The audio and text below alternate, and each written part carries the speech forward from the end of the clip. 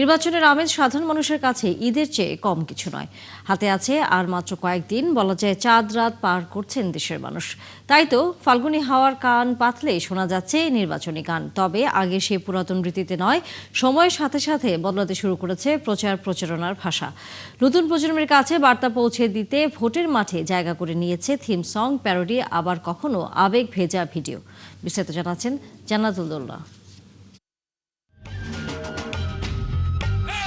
একসময় নির্বাচনী প্রচারণা মানেই ছিল উঠান বৈঠক, গলা ফাটানো মাইক আর দেয়ালে দেয়ালে পোস্টার। তবে সেই দৃশ্যপট এখন স্মৃতির পাতায়।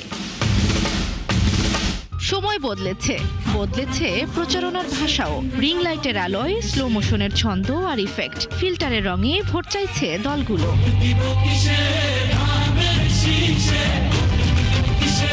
ডিজিটাল প্ল্যাটফর্মে গান আর ভিডিও হয়ে উঠেছে নতুন রাজনৈতিক প্রচারণার ধরন।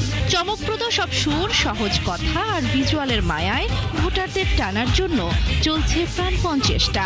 দল কিংবা প্রার্থী ধরেও তৈরি হয়েছে ভিন্ন ভিন্ন গান, যা প্রকাশের সঙ্গে সঙ্গেই ছড়িয়ে পড়ছে মুখে মুখে। পিছিয়ে নেই টেলিভিশন পর্দাও, অনুষ্ঠানের ফাঁকে ফাঁকে ভেসে উঠছে ভোটের গান। শোনো শোনো জনগণ, শোনো দিয়া মন, অনেক ত্যাগের বিনিময়ে এলো নির্বাচন। তারুণ্যের ভোট আর জেনজির ভোটার, বাদ যাবে না তোমার আমার ভোটের অধিকার।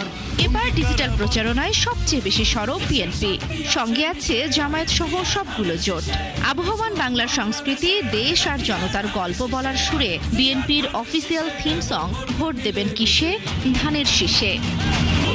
অন্যদিকে পিছিয়ে নেই জামায়াতও। সমর্থকদের তৈরি করা থিম সং মিডিয়া ছাড়িয়ে এখন মানুষের মুখে মুখে।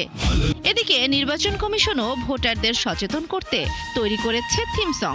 সুরে সুরে বুঝিয়েছেন ভোট দেওয়ার প্রক্রিয়া। বিশ্লেষকদের মতে এবার নির্বাচনে তরুণ ভোটারদের বড় অংশীদারিত্ব থাকায় তাদের আবেগকে ছুঁতেই ট্রেন্ডিং সব মিউজিক আর নাটকীয় দৃশ্যায়নকে বেছে নিয়েছেন প্রার্থীরা। জান্নাতুল দোলনা, ৭১।